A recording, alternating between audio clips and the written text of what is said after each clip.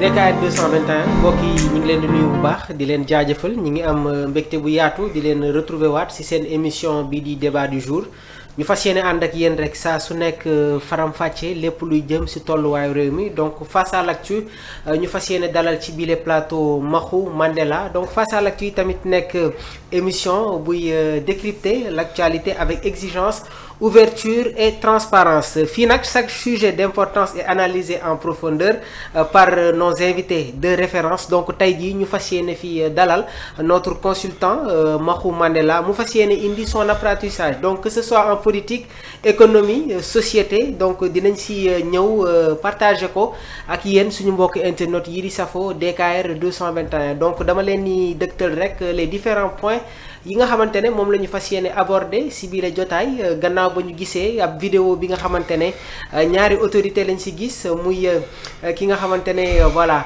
moom mooy le préfet moom mu doon yëkkati ay kaddu avec le maire de Kaolack dinañ si yaatal bu baax a baax Serigne Mboup suñ fa jógee tamit dinañu ñëw si beneen actualité muy concerné sortie bi nga xamante ne le président du groupe Walfadjri def na ko muy Cheikh Niass moom itamit jot na yëkkati ay kaddu concernant tamit son personnel ak difficulté yi nga xamante ne groupe bi ñi ngi koy jànkoonte de présentation du plan de redressement économique présenté par le premier ministre Ousmane Sonko dinañ si indi une lecture approfondie ak Maxu Mandela bi nga xamante ne xam-xamam màcc na si wàllum économie ak les différents points yi nga xamante ne moom la ñu fas yéene développer si bile jotaay sans plus tarder je m'en vais remettre la parole à Maxu di ko dalal ci bile plateau bu face à l'actu un réel plaisir di la retrouver waat mon grand fii ci biir DKR 221. Plaisir partagé mon cher encore une fois c'est toujours avec contentement que may ñëw di participer ci émission bi ndaxte en fait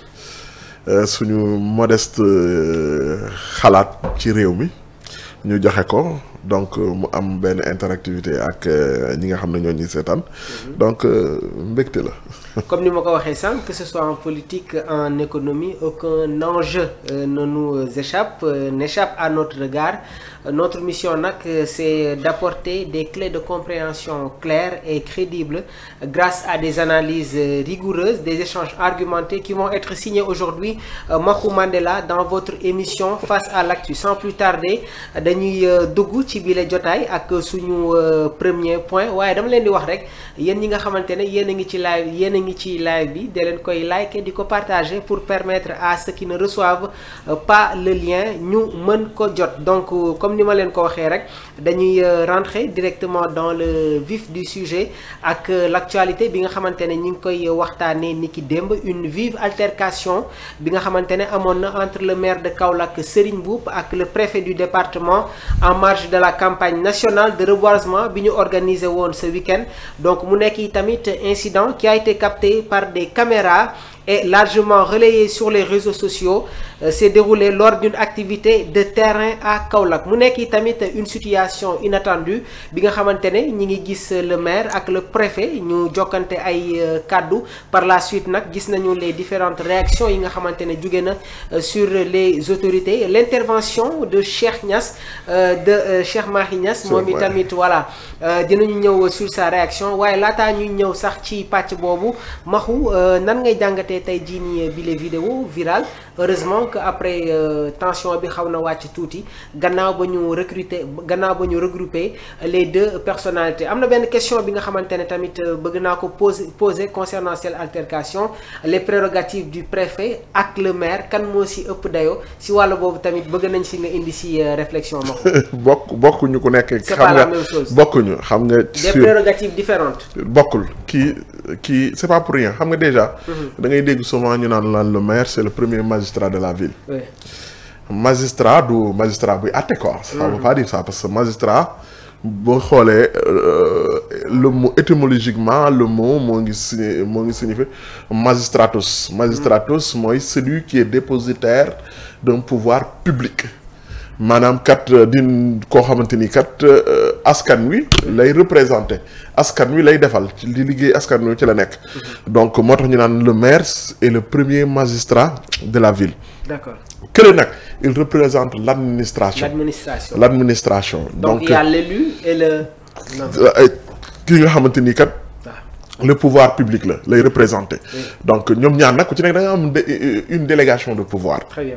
Donc si le maire est élu, lui il est nommé par signature, donc c'est le président de la République, le pouvoir exécutif mooy nommé donc le préfet. Mais bon, c'est une situation déplorable parce que soo seetloo xam nga lii yëpp mënoon nañ ko moytu. Exactement. Parce que mais malheureusement ñun Sénégal dañoo jëlee ci colon yi benn maanaam pouvoir boo koy exercer da nga ciy wan sa doole au lieu que nga xam ne ki nga koy exercer nii moom moo la ko jox parce que le peuple moom mooy yow da nga war a xam ne yow tu es un représentant de la loi mais waroo jël doole jooju nga xam ne dañ la ko jox nga kiy dal ci ñi nga xam ne ñoo la jox doole jooju noonu parce que si ku def loolu maire de la ville mën nga ne yow lii kat mën nga koo def keneen koo xamante ni au moins du maire c'est juste un simple citoyen. Exactement. Donc c'est vraiment déplorable parce que le premier magistrat de la ville nga woo ko ne dégagé dafa doon wax ci ñaaw te sax quoi qu'on puisse dire tamit. foofu sax am na précision mboqu parce que Serigne Mboup si ay kàddoom dégg nga ko mu ne mun nga wax ñeneen dégagé mais man je suis une autorité am na noo xamante ne waroo ko waxee ak man. non waru ko woon wax ñeneen ñi sax waru ko wax ak ñoom. dama ne la. On a eu un héritage colonial très très très profond boo xamante ni kat. da nga jékki-jékki dégg ñu naan lan takk der yi. waaw takk der bi mooy takk ceinture bi mooy dóoraate bi. maanaam ay takk der xam nga loolu c'est un héritage colonial. parce que policiers yi man sama benn copain mës na am problème ak benn kenn ku mu doon joteel dóor ko. mu dem ci policier bi ñu yóbbu ko commissariat policier bi daf ko mu ne ma lii la ma wax ma saaga ma dóor ko. policier bi ne ko yow man mii sax dañ maa tere dóor léegi man mii sax dañ maa tere dóor yow ngay dóore maanaam adduna bi nga xam ne adduna bi day avancer. bu adduna di avancer nag. il faut que ñi nga xamante ni kat ñoom la ñu yor doole ji ñoom la ñu jox ñu xam ne dañoo war a am respect ci ñi nga xamante ni kat moom la ñuy exercer ce pouvoir là. parce que soo seetloo ba seet. il faut être honnête tamit. dégagé moom yàgg nañ ko dégg. mais moo nga wàññeeku. est-ce que xam nga ne. mi ngi wàññeeku. non. des forces de l'ordre sur les grands cheveux. moo ngi wàññeeku de sincèrement. depuis 5 ans 6 ans 10 ans gis nga policiers yi population bi parce que parfois dafa am leen loo xam ne une belle image boo xamante ni man je l'ai vu hier ci combat Eumeu Sène ak Franc les cumukaayu Franc bi Franc daanoo rek. kenn daanee rek dafa ñëw rek xëcc policier bi rek yëkkati ko di jubiler ak moom parce que en fait il était sous le coup de l'émotion mais da ngay gis image bi nit di rafetlu la parce que gis nga policier yow boo ragalee boo gisee policier sax dal sa fit dafa war a dal mais munoo ne yow sa fit bu dalee sax boo gisee policier sa fit commencé tëf déedéet le policier il est là pour toi le force de la comment dirais-je l'agent de la sécurité il est là pour toi yow da nga war a xam ne kat donc kooku waroo ko tiit mais tamit moom ça dépend ci ni mu lay accueillir man gis naa sama benn beau-frère mës na wax benn affaire boo xam ne France la jóge benn policier mës na ko dafa dem di déposer kayit dafa bind monsieur MRS loolu la bind quoi mu dem policier bi ne ko pourquoi monsieur ça s'écrit déedéet moom dafa bind MS M point policier bi ne ko ça s'écrit pas comme ça MR point la copain bi ne ko déedéet M point la parce que monsieur la ñu abrégé policier bi ne ko yow yaa may jàngal sama liggéey MR point la mu ne ko déedéet grand ñun dañoo am mu ne loolu dañ ko jël ci tradition monsieur bi ñuy def MR point mister la anglais la comme Mister Diop Mister kii mu ne Mister boobu mooy MRL c'est vrai monsieur bu ñu ko abrégé M point kase la en français quoi kii bi ne ko dégage yaa may jàngal sama liggéey li ma xam danga ko xam alors que ki muy waxal noonu France fii la gagné concours général ñu may ko bourse mu dem jàngi ji France ñëw fii di liggéey di investir fii donc yow concours général il faisait partie des meilleurs élèves du Sénégal. nga toroxal ko foofu noonu parce que da nga ko corriger mu ne la du nii la rek mais pourtant mënoon nga ko ne parce que nit ku dul juum amul. nañu dinañ ko laaj tege wala dinaa kii wala nga bàyyi ko noonu sax nga dem mais bu ko toroxal. est-ce que ngi dégg bu baax. donc da ngay gis que ne am na beneen waay ju def benn vidéo ci internet bi je l'ai vu mu ne policier bi daf ko ne transport illégal nga def parce que 4x4 bi da ngeen ci dafa am ñenn ñu ci dugal muy expliquer moom li mu jotee ak policier bi xaw ma jot il a donné la localité donc c'est des relations yoo xamante ni kat il faut que autorité bi xam ne kat. ki muy attesté nii wala kii nga xamante nii moom lay waxal nii mais nawleem la daf ko war a jox et surtout sax que relation bi entre les deux autorités dafa war a nekk une relation formelle waaye tamit une relation institutionnelle c'est à préciser tamit parce qu'il s'agit de deux autorités ku nekk nga am une délégation de pouvoir d'accord ku nekk nag te ñoom ñaar ñëpp état moo leen jox pouvoir le maire aussi bu leen fàtte ne le maire bénéficie aussi d'une délégation de pouvoir d'accord kon ñoom ñaar day mel ni ñaari autorité administrative yu taxaw di xeex d'accord alors que wala di wax joo xamante ni dafa ñaaw ci gis-gis mais bon tout est rentré dans l'ordre parce que tamit il faut que rek ñu jàng ci ñu jàng ci policier bi ci boppam préfet bi ci boppam jàng ci le maire tamit jàng ci. annoncé sax benn plainte tamit. non jar ko parce que am na intervention. waaw xalif bi def na ci lu rafet. pour man non rôle am la def. Cheikh Mahi Niass defar rek la ñuy xaar ci moom. soo demee la nga xam ne parce que quoi comme visite c'est l'autorité religieuse la première autorité religieuse à Kaolack. donc su amee foo xamante ni ñaar ñëpp ñu moo leen jàpp moo leen boole njaboote ah. képp ku nekk Kaolack moom moo la boole njaboote religieusement. et spirituellement donc su loolu amee mu woo leen ñoom ñaar ñëpp tamit il faut tamit ngeen xam ne ñoom ñaar ñëpp am nañ dal ak modestie boo xamante ni. kilifa gi woo leen ñu ñëw toog waxtaan ak moom ñu jégalante pour noonu Sénégal.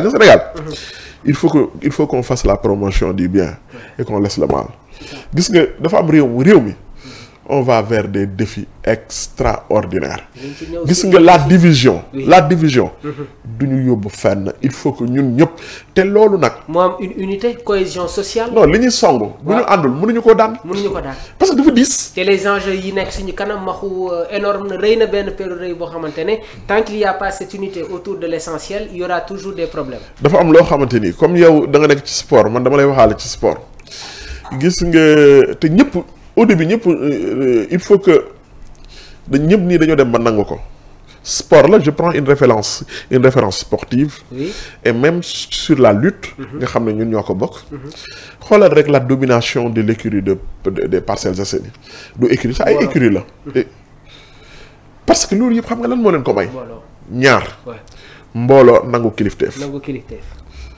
ñaar yooyu rek la kese mbooloo mooy lan waa parcelles yëpp dajaloo nañ nangu kilifteef mooy lan ñu xam ne kat Modou Lo li ñuy def nii bu leen ci mënul it moo leen ci raw ñoom ñëpp ñu jiital ko te moom it mooy nangu gi non te moom it mu am yërmande si ñi nga jiital modestie non parce que c'est un rapport de donnant c'est-à-dire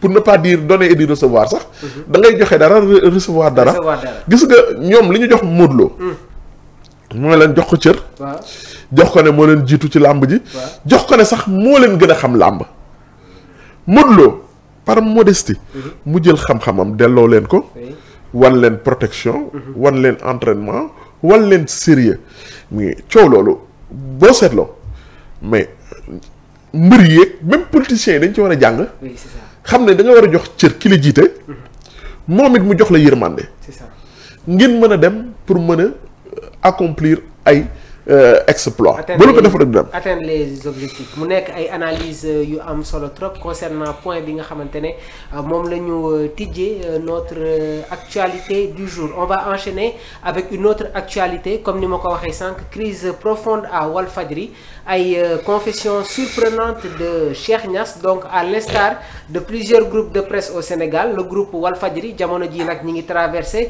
une période critique à l'occasion de la parution du 10e numéro de Walf Quotidien ki nga xamante ne nag moom mooy Cheikh Niass président directeur général du groupe jot na yëkkati ay kàddu un moment bi nga xamante ne tamit jot na si profité wu mu nekk tamit une étape symbolique pour tirer la sonnette d'alarme sur les difficultés qui menacent la survie de son entreprise médiatique donc yëkkati na ay kàddu cela fait 41 ans que le groupe Walfadjri a lancé sa grande aventure médiatique avec Walf Quotidien en fer de lance.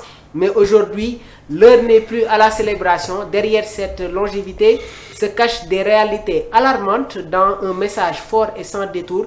Ki nga xamante ne nag moom mooy le Cheikh Niass mi ngi dénoncer ce qu'il qualifie de pression fiscale inédite et violente aggravée par le non-versement de l'aide de la presse depuis plus de 15 mois et la raréfaction des conventions publicitaires avec les organes de l'État. La question qui se pose mooy tey jii nii am na ay maison de presse wala ay chaînes yi nga xamante ne ñi ngi jànkoonteel ay problème gannaaw ba ñu jugee nag si li nga xamante ne moom mooy la régulation de certains médias donc Cheikh Niass suñ ko déggee muy wax mi ngi ñuy indil un aperçu concernant tamit voilà ces propos buy firndeel ne que jamono ji Walf am na ay problème sur les ressources maxu lan la ñu mën a xaare ni une situation critique peut-être yow mii nga xamante ne nekk nga un peu aux alentours de ce groupe wala am nga ci sax ay rapport avec certaines personnalités nan ngay jàngatee bi la information ak yan analyse ak i solution moom nga ñu mën a apporter concernant ce point. Walf groupe de presse la boo xamante ni man je pense que ne je suis bien placé pour mën fa wax. sama soxna fa lay liggéey. man tamit liggéey naa ak ñoom. liggéey naa collaboré naa ak ñoom. des relations proches sur waaw c'est ça. liggéey naa ak ñoom sur le domaine digital. donc man je pense que je suis bien placé pour mën fi wax. du ma wax rek pour Walfadjri mais damay wax pour le secteur médiatique. alors dans l'analyse actuellement c'est l'expert digital qui s'exprime waaye xam naa ne suñu duggee dans le domaine économique ce sera l'expert économiste qui va s'exprimer sur notre prochain point ma bàyyi la nga développer foofu. man xam nga dama am ñaari casquette. waaw ñaari casquette politique bi tamit. non ñaari casquette laa am ñett sax. ñaari casquette. mooy lan. casquette bi la première casquette mooy. c'est ce qui me permet de vivre moom laay dundee mooy man je suis expert digital moom laay dundee. donc moom laay dundee parce que en fait je me suis formé par des MOOC je me suis formé aussi sur le tas. mais ci MOOC loon fa laa defee formation yi mais man waaw bon nekk tamit soo di def mise à jour mais man li ma jàng mooy droit des affaires qui parle de droit des affaires da ngay waxaale ci économie tamit économie da nga koy defaale quoi donc mais malgré tout ça pour man bu ñu ñëwee ci côté média dafa am loo xam ne am na ba des gis nga média surtout la télévision telle qu'elle est conçue en ce moment même c'est pas un modèle viable mooy lan mooy système ni muy doxee dafa am yu bëri yu ko concurrencer et loolu pas parce que nit ñi déedéet parce que àdduna moo dem bañ concurrencer loolu. la télévision classique. D'accord. La télévision classique il est devenu c'est plus un modèle viable. maanaam télévision ni mu daan amee xaalis. xaalis bi dafay wàññeeku parce que télévision privée. publicité lay dundee. D'accord. publicité lay dundee c'est une entreprise boo xamante ni publicité lay dundee. et avec l'avancée technologique. avec dafa am ay concurrents yu ñëw fekk ko ci terrain am. mooy lan léegi c'est des plateformes yoo xamante ni tamit toute cette plateforme dafay def publicité. dañuy def groupe comme Walf est-ce que waruñu woon nekk dans l'anticipation concernant. non ci nag ñoo ngi ci. oui mais grand man j'ai une fois damay wax ak. waruñu woon gën a teel. non déedéet damay wax ak waa Walf xam naa bu baax. Cheikh Niass bi sama donc je veux pas dire que c'est mon ami mais dañ diggante téléphone. man je suis beaucoup plus ami avec son frère. Moustapha Niass. D'accord. muy ku baax ma koy nuyu de passage. mais grand bu ñu la waxee masse salariale Walfadjri da ngay ne déedéet. masse salariale Walfadjri ñi may wax ni ku ñu ko waxul du sodul gër da ngay daw. si ñaata la non grand bëri na de xaw ma ndax j'ai le droit de le dire. wala foofu mais masse salariale bi daal moom c'est des millions et des millions pour yu Walf di fay par weer. wallaay man bi ma waxee loolu pour dire vrai sur une discussion mu ne ma ñun suñu masse salariale te xam naa ko du fenn suñu masse salariale toll na ci nangam. mais je me suis dit romb na 40 millions di dem. romb na 40 millions par mois. par mois di dem. toutes les charges réunies ak lépp ci. c'est ça mais grand ay jàmbaar lañ ah gis nga Walf. grand c'est Walf mérite du respect. malgré fan yi nag gis nañu qu'il y a énormément de critiques ci bile groupe. non non xam nga parfois nit ñi dañuy juum. nit ñi parfois dañuy juum c'est vrai que te àdduna moo demee noonu. nit ñi fii sax am na ñoo xam ne ils sont taxés plus proches du pouvoir que de l'opposition. am na ñoo xam ne ils sont taxés beaucoup plus proches de l'opposition que du pouvoir. Est-ce qu'il n'y a pas un mythe qui a été installé concernant tamit. non mais Walf oui. ñëpp nag pour dire vrai Walf y a une liberté ah. Walf y a une liberté Walf tout le monde n'est pas pouvoir n'est pas pro-Pastef sax de. non bëri na ñoo xamante ni ànd ñoo Pastef. et bon c'est normal c'est l'évolution naturelle des choses li ñuy wax Walf c'est pas vrai ah. Walf y a la liberté. man de télé yi ma ci def bëri na. mais télé bu ci Walf am na liberté de. Walf am na liberté bu baax ay jàmbaar lañ de.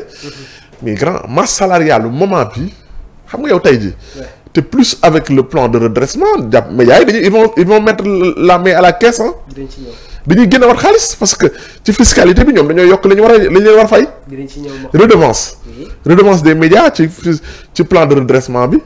allez-y foofu allez-y. loolu non nañ après nañ ci ñëw. mais plan de redressement bi. la redevance télévisuelle dafa yokk. am na ay taxes yu bëri yu ci nekk. dinañ ñëw aussi sur voilà yenn points yi nga xamante ne. c'est ça xam nga kon télé yi. pour dire vrai. xam nga problème bi mooy.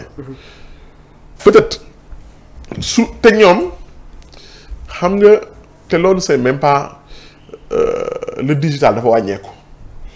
surtout YouTube waaw.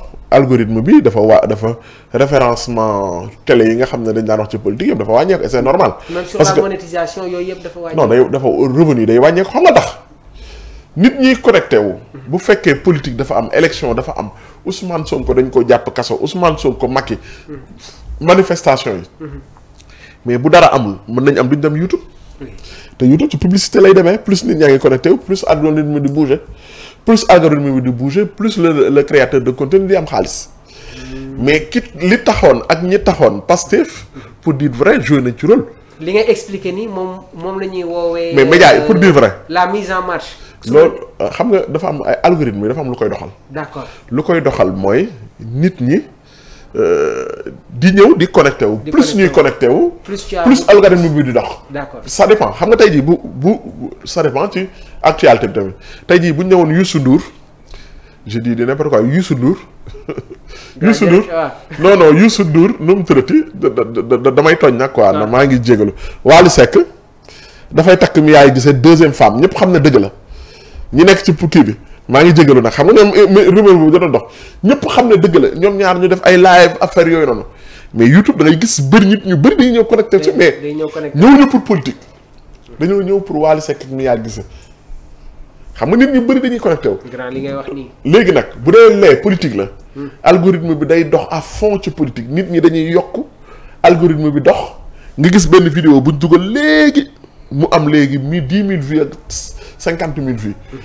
mais seetlu nañ ne léegi algorithme bi dafa wàññeeku parce que ñiy seetaan politique ci sur le digital dafa wàññeeku parce que tamit y a plus de tension amatul noonu. parce que le contexte est différent. le contexte a changé contexte bi nga xamante ne y avait des tensions ci biir réew mi. looloo tax nag on a ay manifestations. c'est ça les conférences de presse des opposants yooyu tamit dafa nekk un facteur. dafa tax nit ñi di connecté wu di seetaan. oui. tey jii nit ñi di connecté wu di seetaan day plus nit ñi di seetaan. plus le créateur de contenu di am xaalis. plus algorithme bi di bouger. mooy audience bi. loolu mooy audience bi. d'accord audience boobu mooy indi xaalis. léegi nag ma wax la benn affaire nag depuis après élection yi non seulement les médias les télévisions classiques dañoo daanu. amatuñu xaalis y a plus d'argent te masse salariale dafa kawe. te ñëpp la nag grand xam nga. Walf yuuxu na. waaw TFM moom ba ñee daanoo la yuuxu.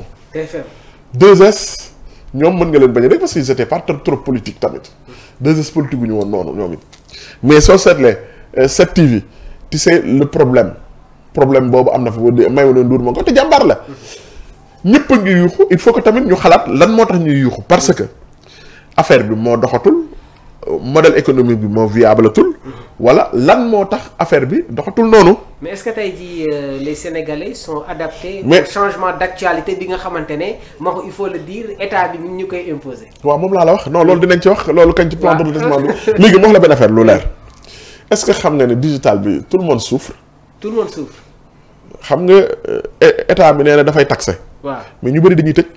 ñu bëri dañuy tëj. non ñu bëri dañuy tëj parce que personne ne s'en sort. alors tey jii yow nga am des relations même su fekkee nekk comme ni nga ko évoqué sànq mais un groupe comme Walf su fekkee dañ nar a wàññi seen personnel est-ce que tamit du nekk un impact pour certaines personnes. non la tension sociale moom il faut que le Sénégalais pare état bi amul xaalis bi mu joxe nit ñi état bi amul xaalis bi mu joxe nit ñi entreprise yi ñaari solution lay am ñu wàññi personnel ñu wàññi dépense comme ni état bi def wàññi personnel wàññi dépense pour survivre wala ñu tëj.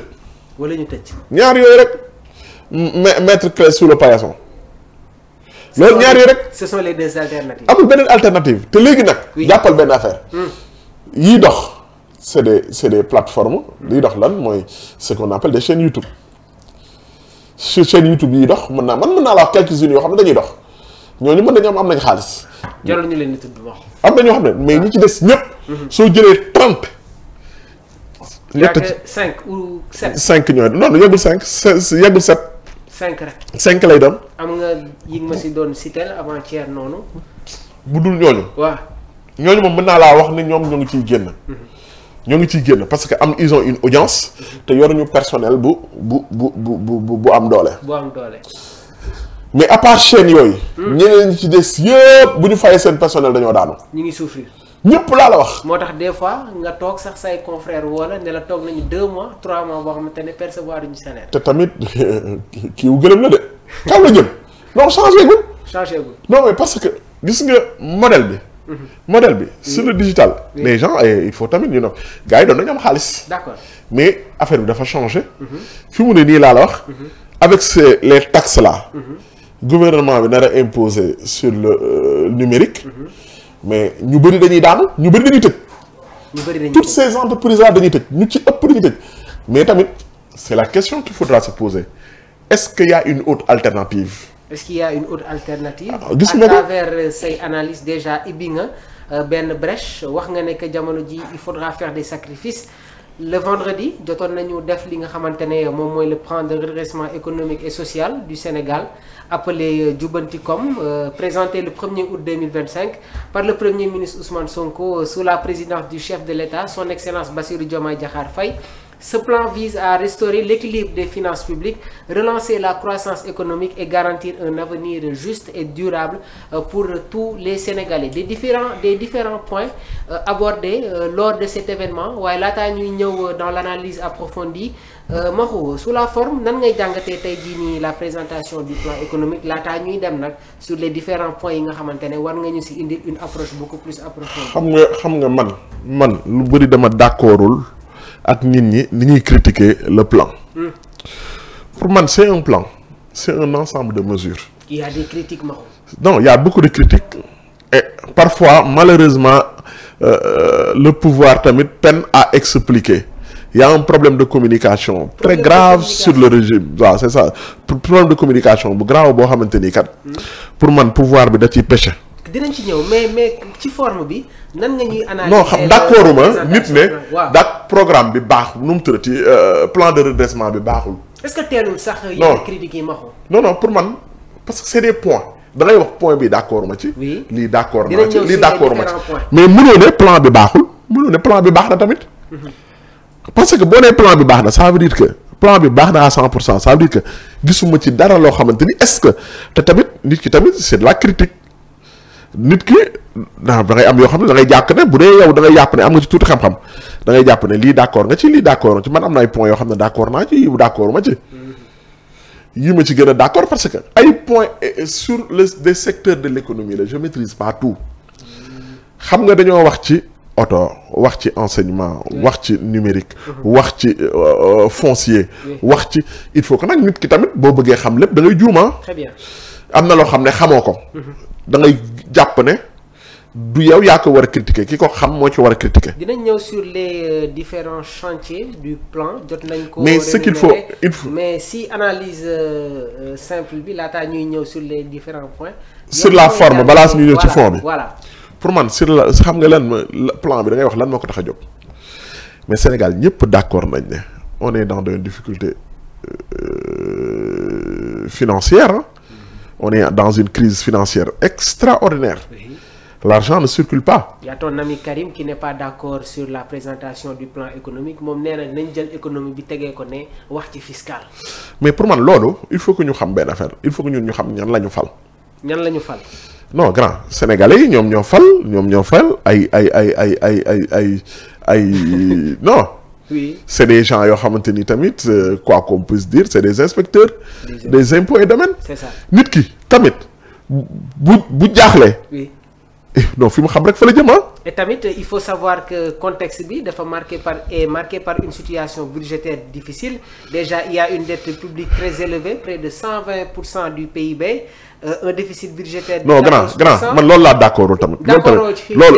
loolu d'accord ma te man tamit non man loolu tamit d'accord ma ci quoi loolu d'accord ma ci parce que xamal tax. oui on parle de la dette a atteint 119%. oui 119%.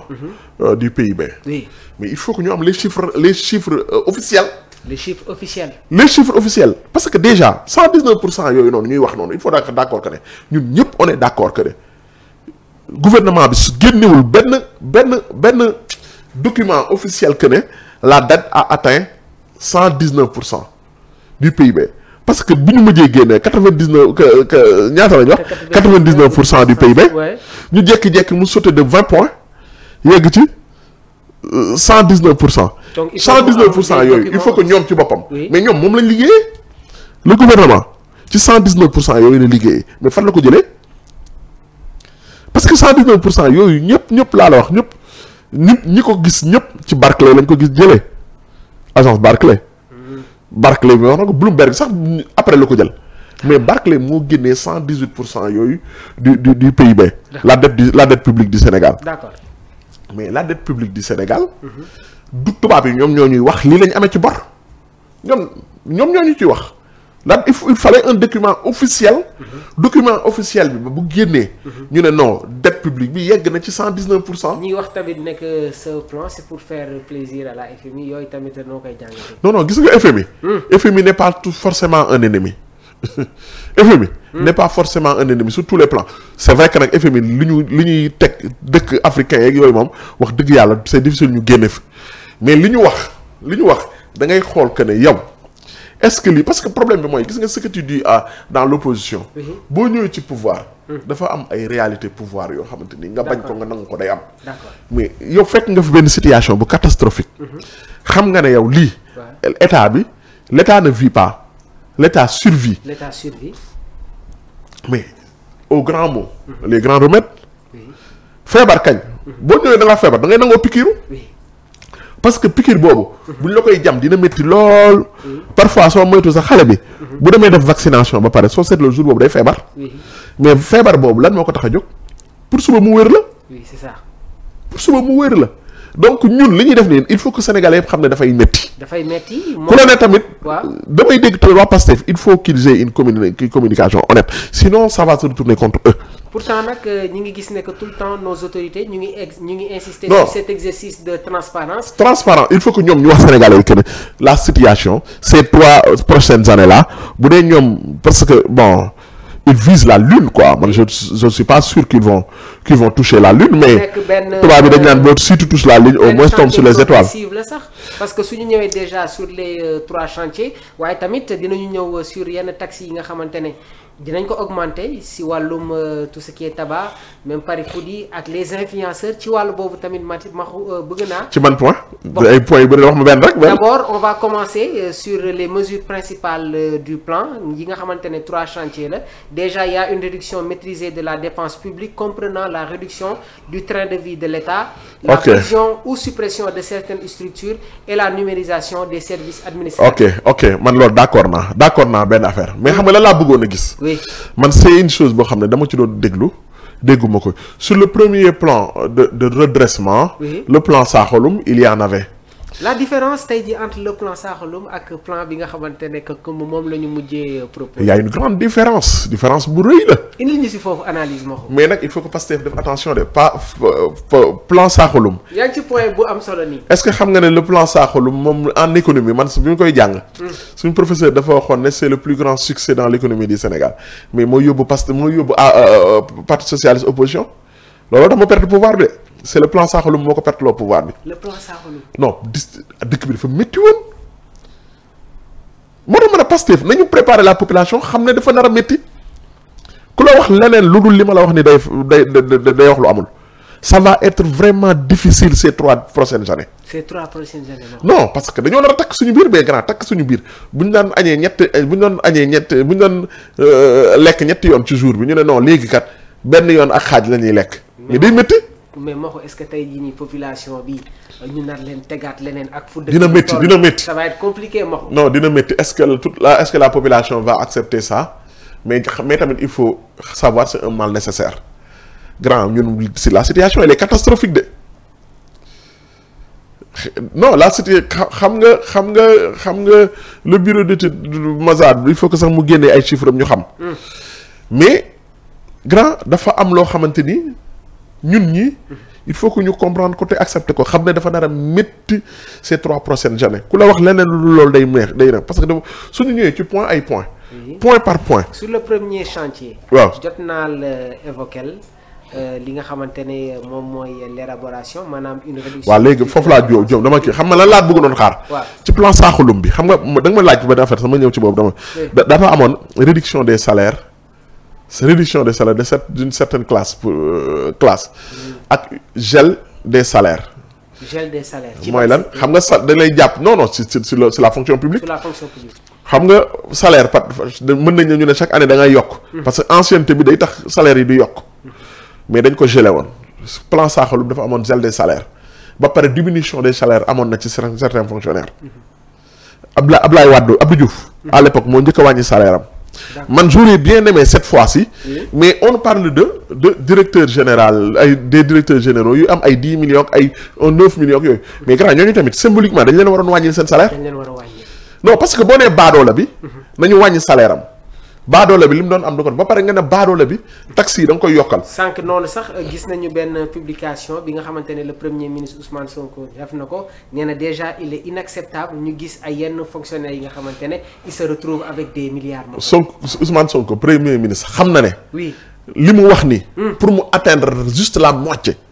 il faut une administration très efficace. l'assainissement de l'administration c'est presque gis nga c'est un exploit bu ko réussir. wallahi foo gis nga bu Pastef réussir li ñu wax nii. bu dee réussir nañ ko. foo fekk ku am carte Pastef. sumul ko chapeau. réduction train de vie de l'État. loolu. fusion ou suppression de certaines structures. waaw loolu mën na génnee xaalis mais xaalis bi yëpp man dafa am point yoo xamante ni. dama ci d'accordul. mu yan point. xam nga man nit ñi dañuy wax ne parfois gis nga dafa am lu ñu joxe. am lu ñu nangu. joxe nañ xam nga benn affaire lan lañ jox nañ dem benn étude il faut qu'on soit honnête dans la communication. yaa ngi insister sur l'aspect communicationnel. non parce que xam nga Modou bi parce que après taxi yi day dugg ci moom da koy gis Modou bi may nañ ko et c'est normal may nañ ko oto yi ñu doon plafond parce que plafond bi 10 ans la woon Ablaye Wade moo indi woon plafond bi 10 ans âge des voitures waaw plafond pour les voitures qui peuvent entrer au Sénégal. Ablaye Wade moo ko indi woon 10 ans. les voitures âgées de plus de 10 ans mënatuñu dugg. Macky Sall ñëw wàññi ko. Macky Sall ñëw wàññi ko def na léegi 10 ans la. Macky Sall ñëw je pense 5 ans la woon. 5 ans la woon. su ma juumu la Macky Sall def ko 8 ans boobu loolu j'attends de voir vérification si ñuy suivre ni ku ci am Macky Sall moo ko def 8 ans. ñii jël nañ ko def nañ ko ñaata 10 ans. oui mais 10 ans jàppal ne l'État va gagner de l'argent c'est une bonne stratégie bañ a gagner xaalis grand est-ce que xam nga benn affaire. oui oto man. En 2000, Abdoulaye Wade avait limité l'âge des véhicules importés à 5 ans. Ah. En 2012, Macky Sall avait relevé la limite à 8 ans avant de la rapporter en 2019 à 5 ans puis en la rétablissant à 8 ans.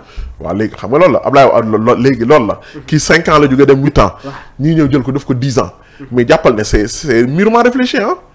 c'est une bonne stratégie. non xamul tax. waaw grand dama lay jox benn calcul bien simple. oui sur les chiffres. état oto bu dugg ci Sénégal. état bi dina ci am au moins dina ci am benn 1 million 500.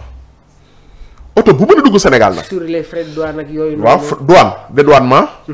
après boo defee dédouane da ngay def visite technique. da ngay def visite technique ba pare da ngay def nu mu tuddati da ngay affaire carte grise ak tracasserie boobu nga xam ne moom dañ koy def mine de rien tu vas tourner autour de 500 000 francs dédouanement la moyenne oto yi am na yu ñuy dédouaner 7 millions. am na yu ñuy dédouaner 5 millions am na yu ñuy dédouaner la moyenne tourner calculer rek juste. la moyenne calculer ko. à 1 million 500 dédouanement voiture xam nga kon état bu kii bu dugg boo calculer dédouanement bi 1 million ak tracasserie papier quoi les démarches sur des papiers 500 000 mu doon 1 million mais jàppal ne bu oto yi âgé 8 ans di dugg bu dee 10 000 oto mooy dugg buñ nee léegi oto yi am 10 ans ñooy dugg. c'est un gros chiffre. non jàppal ne bu duggoon 10 000 dina dem 12 000 oto. 12 000 voitures. calculer oto bu nekk 1 million 500 ci 2000 yi tegu 2000 voitures c'est presque ñaata la. presque 55 milliards de francs CFA. su ma juumul nañ calculer nañ calculer. yaa ngi ci chiffres yi am 65 milliards de francs CFA. état day gagné ci le simple fait que mu jël relever âge bi. yóbbu ko 2 ans ba 10 ans. day gagné parce que oto yi dugg day yokk. oui. bu doon 10 000 oto mooy dugg par année au Sénégal. jàppal ne 12 000 mën naa dugg parce que état yi nga xamante woon nii am nañ 9 ans am nañ kii ak yooyu noonu. date bi romboon na dañuy profité indi ko. mais dédouanement bu ci ñëw da ngay fay dédouanement. exactement boo fay dédouanement ba pare da ngay fay da ngay ut ay kayit parce que oto du daw fii sans kayit moom. loolu yëpp. ci keesu état la jëm. ci keesu état la xam nga état mën na gagné foofu loolu état moom may na Modou mais am na feneen fu mu jël ci moom. d'accord lii mu nekk une analyse jëmale ko sur le premier chantier si deuxième chantier bi maxu la mobilisation des ressources internes y compris la suppression de niches fiscales l'instauration de nouvelles taxes sur le tabac les jeux de hasard le mobile money la mise en place de visas payants pour certains étrangers ainsi que des appels publics à l'épargne et des emprunts sur le marché sous-régional waaye tamit man dama si ajouté waale yenn taxes yi nga xamante ne day dal ci kaw influenceurs yi. ñaar laay wax su damay jël point par point. allez-y. sur les jeux en ligne c'est impossible. état am 1000 milliards am na benn information bu génn xbet sax nee nañu ki ñu ngi jéem a réfléchir ndax duñu quitter le territoire sénégalais. non impossible laa la wax man damay def gëstu souvent sur les chiffres d'affaires sur le digital loolu moom du ma rëcc en Afrique de l'Ouest li ma lay wax nii nag waxuma pour dingat waxuma pour dara ku ma weddi demal nga xool nga def recherche bi. d'accord. xam nga le chiffre d'affaires bi nekk sur le digital sur les jeux en ligne. en Afrique de l'Ouest y compris le Nigeria. oui. matul 1000 milliards. matul 1000 milliards. matul 1000 milliards. les jeux en ligne. les jeux en ligne laa wax chiffre d'affaires maanaam li muy taxes yeeg yi ñu ciy génnee ci dëkk yëpp laa la wax. ak li plateforme yi bëri yëpp. matul 1000 milliards li ñu bëri matul 1000 milliards. matul 1000 milliards c'est moins de 1000 milliards man que je l'ai vérifié cette semaine c'est moins de 1000 milliards.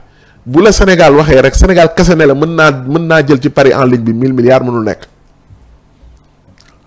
le plan est ambitieux mais irréalisable en 3 ans mënul nekk. mënul nekk. mais tamit on est tout à fait d'accord qu'il doit y avoir des exigences sur non grand mënul nekk foofu moom bul solo sa bopp boo mu paree na ku nekk rek dem gëstu ji en Afrique de l'Ouest fii laa la wax. les taxes yi nga xamante ni ñooy génn taxes tout dans tous les pays yiy génn sur les jeux en ligne matul 1000 milliards te yaat pour man entre guillemets digitalement parlant. yaat 1000 moyens pour contourner ça. ci naka. non du ma ko wax ci fii de su ma ko waxee fii mën nañ maa jàpp mais c'est des mesures il faut les accompagner mais il y a des moyens pour contourner ça hein. il y a beaucoup de il y a 1000 moyens pour contourner ça nga jouer en ligne ba pare doo jóge Sénégal du nekk Sénégal di jouer en ligne te doo fay dara état bi mën na nekk de pour maintenant il faut sensibiliser les populations. d'accord. sensibiliser leen. ba ñu mën a ba nga xam ne xaalis bi mais moom mënul yegg foofu loolu moom mën nañ ci waxtaanaat d'ici 3 ans mais mënul yegg foofu moom xaalis boobu moom. cette manne financière mënul nekk. les sociétés de Paris waaye tamit sur les exigences yi nga xamante ne état bi mi ngi koy imposer maxu foofu tamit je pense que ñi nga xamante ne. mais déjà yow xam nga benn affaire dama lay wax leen soo jëlee 100 yoo xam ne dañuy jouer man nag je joue pas nag mu leer nag je joue pas. waaw mais tout ce qui est digital. chiffre waaw ñiy xos bëri na mais est-ce que xam nga ne soo yokkee taxes yi. am na wax même bu bëriwul am na pourcentage boo xam ne day wàññeeku dootuñu joué ti di cherche ñoom. Karim nee na il faut impérativement sax ñu dindi fi lépp luy jeu de hasard. non moom laa la wax dama ne la non état dafa soxla xaalis foofu jeu dindi ko tamit wóorule boo ko dindee. dindi fi jeu de hasard baaxul. parce que boo ko dindee li ma lay wax ne y a des contournements nit ñi mën nañ di jouer te duñ Sénégal du ci am dara. y a les risques. non soo ko dindee rek gars yi dañuy continuer di jëm am ay day am ay application mais grand internet bi fii bi ñu ko bloqué. gars yi ay VPN la ñu yoroon. la nature a horreur du vide. c'est des moyens de contourner. de contournement ils vont contourner ça. oui. di jouer ci yenn plateforme yoo xamante nii tamit. te jàppal ne gars yi dañ koy toi quoi qu'on puisse dire gars yi am na nu muy demee noo xam ne dañuy jouer te yow doo ci état du ci am dara. kon donc. il faut nga organiser ça. man sax dàquma ambition bi ñu ci am. un plan très ambitieux nee na dañ ciy bëgg lekk 1000 milliards mais moom loolu moom mënul nekk. mënul nekk alors. parce que bi ma xoolee les chiffres durant cette semaine là affaire bi mu génnee ba sa yàgg. dañuy wax ne la même Afrique de l'Ouest ce liy génn ci GIE ak yooyu matul 1000 milliards. matul 1000 milliards. très bien donc soo ko jëlee Sénégal kese mën a dajale 1000 milliards ci les paris en ligne mënul nekk. autre point des exigences envers les influenceurs. yow ñu nekk non loolu premier ministre dafa juum premier ministre dafa juum dafa jaawale les créateurs en ligne les créateurs de contenu monétisés ak les influenceurs bokkul dafa juum. influenceurs au Sénégal les créateurs en ligne. les créateurs de contenu monétisés ñooñu la jaawale ak les influenceurs bokkul. les créateurs de contenu monétisé mooy ñi nga xam ne parce que fii plateforme bi ñu fi monétisé mooy YouTube. TikTok il faut que ñoom ñu def ay contournement pour mën ko monétiser. waaw Facebook tamit c'est la même chose. il faut Facebook am nañu monétiser. mais mënoo ko jàpp parce que tijjee ñu ko Sénégal kii même plateforme day jàpp ne nekkuñu Sénégal. kon kooku mënoo ko monétiser. YouTube moo monétisable au Sénégal. d'accord mais léegi YouTube. les influenceurs dama lay wax influenceurs yi nga xam ne xam naa leen. comme dama koy suivre. exemple Biggi c'est un influenceur. Niakharañ c'est un influenceur. Abba c'est un influenceur. Kanwaat Mame Ndiaye Savon c'est un influenceur. mënoo leen taxé noo leen di taxé day mel nii nga ne xam nga lan nga def xam nga lan ngay mën a def. taxe sur les revenus.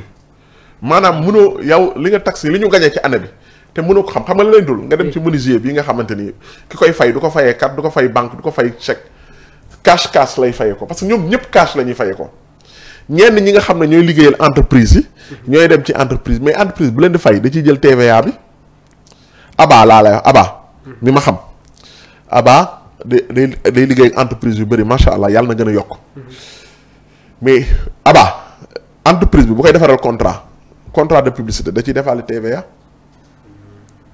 est-ce que yaa ngi dégg bu baax kon Abba fay na ko TVA fay na ko parce que su dee contenu ñoom ñëpp ñi ci am chaîne YouTube monétisée dañ koy compter. Abba am na chaîne YouTube monétisée mais Abba contenu mi def ko foofu rarement la ciy def ci YouTube bi kon YouTube mënul defal ke xaalis boobu noonu bu tax ñuy wax am na kenn ku amoon page bu am nu mu tuddati Magdi amoon na une chaîne YouTube boo xam ne amoon na ba 900 000 abonnés Magdi boobu noonu léegi délaissé na monétisation YouTube bi dem def en tant que influenceur des contenus yoo xam ne dugal ko YouTube c'est destiné au grand public. ci Facebook looy dugal ci Instagram ci TikTok est-ce que comprendre bu baax. kooku kon état parce que TikTok du jël xaalis bi mu war a jox Magdi YouTube da koy def mën na ko def. ñëpp ñi nga xamante ni ils ont monétisé des contenus sur YouTube da leen di génnee 30% yi nga xamante ni moom lay si des vues basées aux États-Unis da ciy génnee 30% jox leen li des. léegi lan la YouTube mën a defaat YouTube li mu mën a def mooy. bu génnee 30% sur les vues basées aux États-Unis mu génnee seen 18% sur les vues basées au Sénégal mais loolu tamit les gens dañuy am ay contournement dañuy dem Gambie bi tijji fa AdSense tijji fa compte bancaire nga leen koy jox ñu koy virer ci seen compte bancaire ñu koy récupérer fi. La traçabilité s'annonce difficile. Non, c'est très difficile. Non, influenceurs yi ma mënul nekk parce que influenceurs yi ci nekk on les paye cash. D'accord. maanaam c'est le secteur informel te influenceurs yi grand. influenceurs yi grand ñi ci am xaalis ak ñooñu dañ leen di compter ah. D'accord.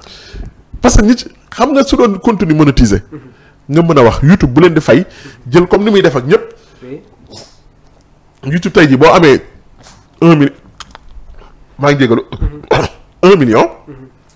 daf ciy jël xaalis bi nga xamante ni nombre de vues yi nga xam ne États-Unis lañ ko basé wu.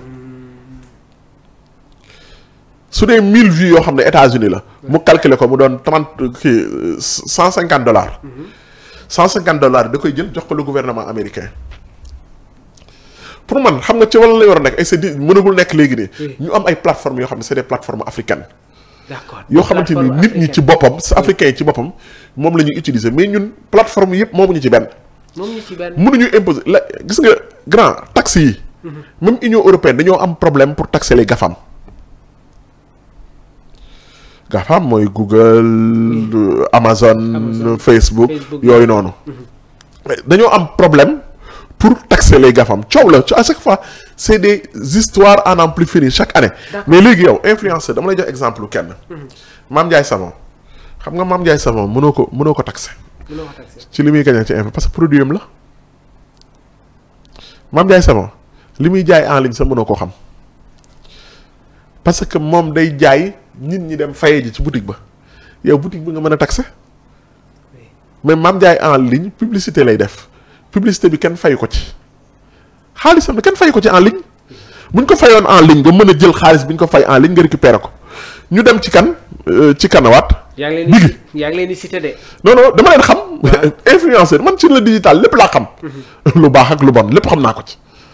bigi yow da ngay am sa xew nga ne damaa bëgg nga ñëw filmeel ma doo ko jox chèque doo ko jox dara xaalis nga koy fay day pare nga jox ko 100 000 200 000 am 1 million mu dem état bi da nga koy taxé xanaa kon après bongo maane dañ leen di taxé non bongo maane dañuy fay.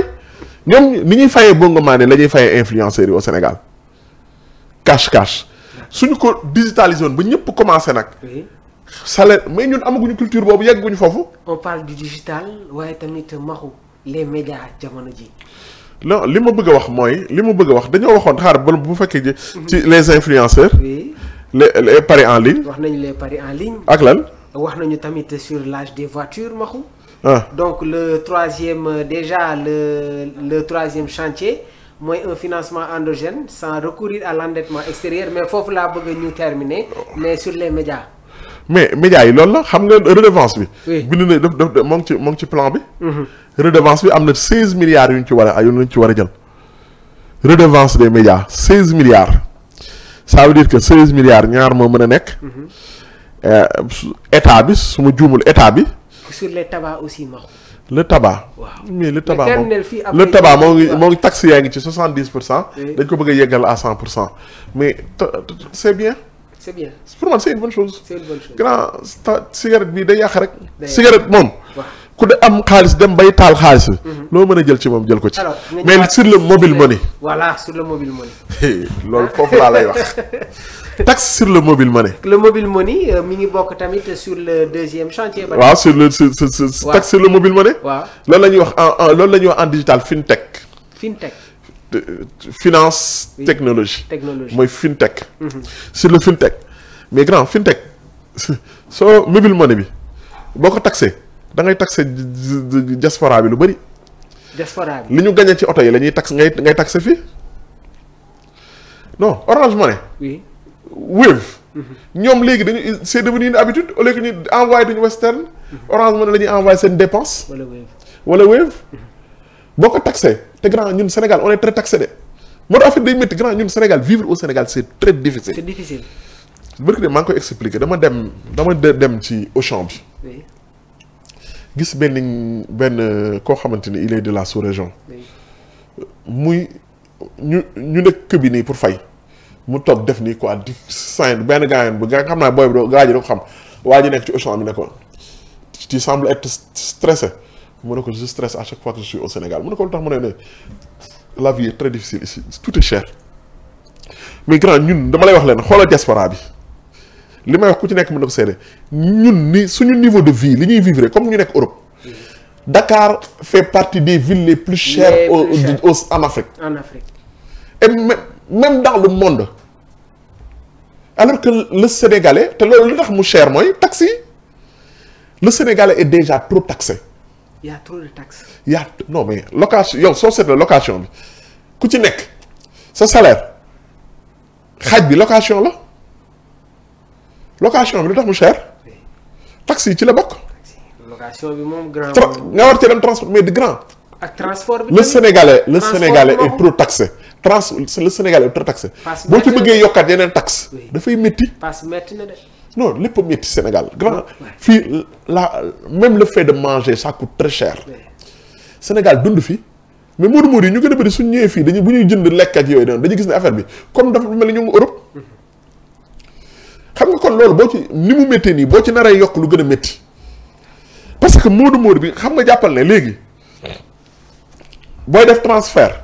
transfert de mobile money grand boo doon fay bu daan da ngay fay nu mu tuddati 1000 francs. da ngay dagaale 100 francs jàppal ne léegi doo fayaale doo fay 100 francs jàppal ne mën na benn 130 ngay fay wala benn 120 wala benn 110 francs 100 francs yi ak taxe bi nga ci war a boole. day doon 120 francs peut-être. nga war ko multiplier pour xam. mais imaginez Modou boo xam ne ni chaque mois këram dafay envoyer benn 300000 wala benn 400000. oui. ñaar moo mën a nekk xaalis bi muy wàññi këram xaalis bi muy yónnee këram wàññeeku. wala moom mu yokk xaalis bi mu doon fa teg. ñaar yëpp dafa métti parce que pour dire vrai du sax Sénégal rek moo métti mais adduna bi moo métti moment bi. y a pas assez de cash dans le monde. c'est ça. léegi nag sénégalais bi grand dafa on tire le diable par la queue dafa nar a gën a métti mais nag malgré tout ça dafa nar a gën a métti est-ce qu'on a la solution est-ce que leen mënoon nañoo def leneen. parce que la situation dans ce pays là il faut que nit ñi xam ne. avant ñuy ñëw sur les solutions dama bëgg tamit nga indil ñu un aperçu sur le dernier chantier muy un financement endogène sans recourir à l'endettement extérieur. Avec 90% du plan financé par des ressources nationales, le gouvernement exclut de recourir au FMI et préfère gérer le redressement avec ses propres moyens. mais loolu mooy problème bi nag moo tax mu mën a day métti si ñun bu doon FMI moo ñu lebal. mën nañ koo fayee neneen. wala du métti. mais bu fekkee dañ ne ci réew mi rek lañ koy jëlee dafa métti. parce que tu m'as dit la différence et moo tax ne tamit quoi qu'on puisse dire parce que li ñu yoreel li ñuy FMI soo ñëwee da lay teg yenn conditions yoo xamante ni kat. soit grand day métti ci côté boo ko jëlee rek dëkk bi dafay métti. bu ñu jëloon xaalis bi nga xam ne dañ ko soxla les 5667 milliards. bu ñu ko jëlee woon ci FMI tamit. FMI sax du ñu jox loolu. mais bu ñu ko jëlee woon ay eurobond ci eurobond yeeg day métti léegi ñoom ils ont choisi ci ay taxes. kon jàppal na tamit day métti. taxes yi moo gën a métti yooyu yëpp yële au moins dina métti waaye day yàgg mais yii. métti benn yoon mu jeex benn yoon la. métti benn yoon. sotti alcool mu métti benn yoon dina métti nag. la réussite du plan Maxu. non xam nga sànq da nga ma laaj nga ne ma la différence entre le plan Sakhoulou ak le plan de redressement. oui xam nga le plan Sakhoulou fonds yu ci ëpp FMI moo ko indi woon.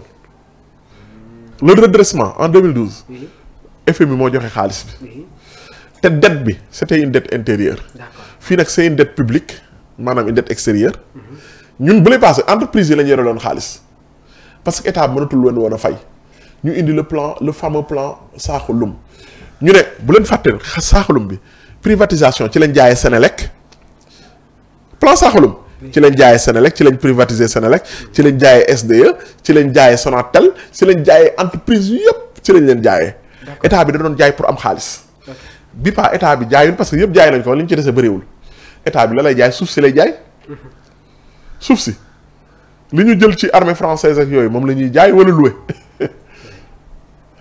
jaay la quoi bon peut-être que bàyyi lay doon mais jaay la ñoo ngi jaay suuf si parce que ab état bi amatul lu mu jaay ñi bàyyi ñu xaalis des fi état bi amul lu mu jaay lan lay def suuf si nga xam ne moo fi des as tuuti.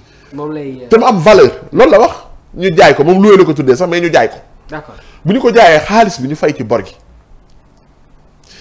plan Sakhalum yow xam naa xale nga. mais soo leen fàttaloo bëri na ñoo xam ne ñun suñu papa yi bi ñu defee plan Sakhalum ci lañ def c'est lan lañ doon wax les départs négociés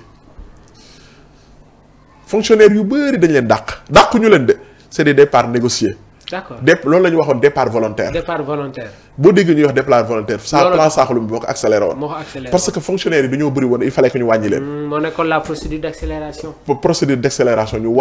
ñu wàññi le nombre de fonctionnaires moo indi woon les départs volontaires yu bëri départs volontaires yooyu yëpp nag da ngay bàyyi ñu fay la xaalis. bëri na ci ñoo xam ne ci lañ Modou jee fonctionnaires yu bëri de 2012 en 2020 dëkk bi dafa métti ñu bëri dañoo dem Modou ji bu ñu defee seen départ volontaire dañoo dem Modou ji ñi may déglu nii dinañ xam diaspora bi ñu ma ciy déglu nii dañ xam. 2012 ba 2020 parce que dafa am crise xam nga ajustement structurel 83 que la 80 la ko FMI wax mais 83 84 ci la ñëw officiel au Sénégal. loolu tax économistes yu bëri di wax ne lii c'est pas un plan de redressement c'est un plan d'ajustement. d'accord redressement ak ajustement bokkul. d'accord redressement mooy luy dem ba daanu. nga changé waat lépp mais lii. waaw le plan horizon Sénégal 2050. commencé gul kon dañ koy ajuster par rapport ak mesures yi ñuy jël. moo tax ñuy wax ne ajustement structurel du redressement. très bien mais léegi diggante 2020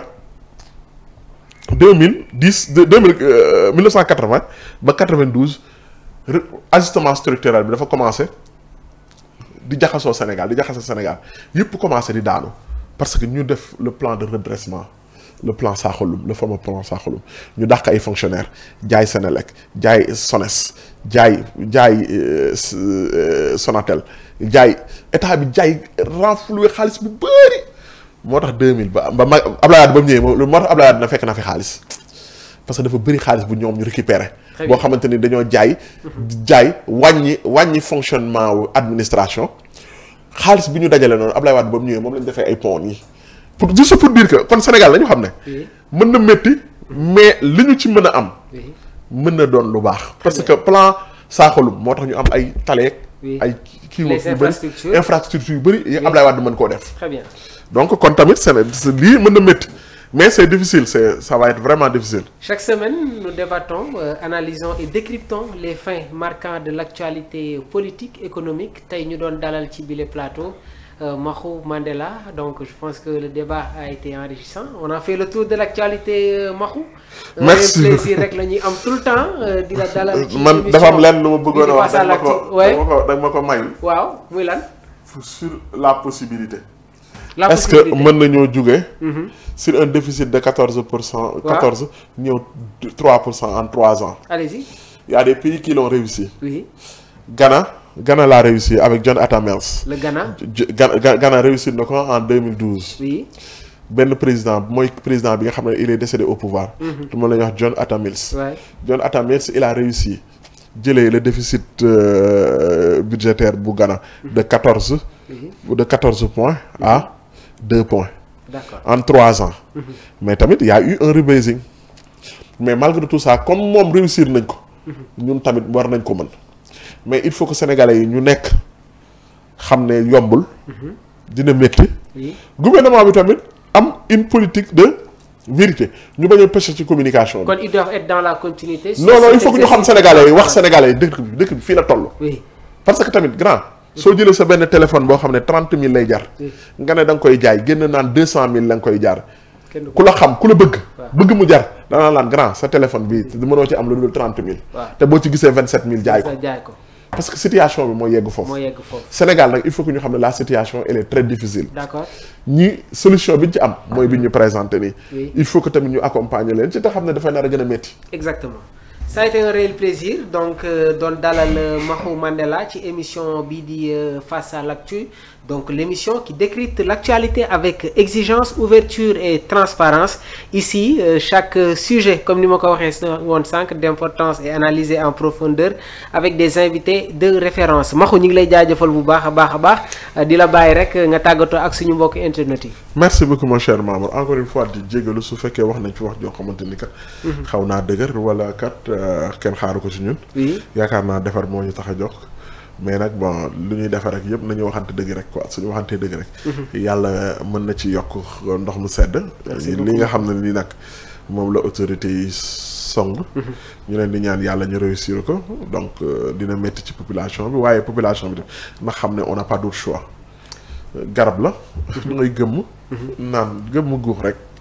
Merci beaucoup Maxu Mandela pour la clarté et la pertinence des analyses. Merci beaucoup yéen tamit les internautes de DKR 221 donc ñu ngi leen di jaajëfal bu baax nii rek lañ koy defee saa su nekk dinañu ñëw sur le décryptage très large de l'actualité donc restez en compagnie de nos programmes fii ci biir DKR 221 di jaajëfal toute l'équipe technique la partie réalisation assurée par Omar Silla ñoom Fallou donc ñoom Ali Abdourahmane dans la coordination. D'ici là, restez connectés, l'information continue. Jërë ngeen jëf.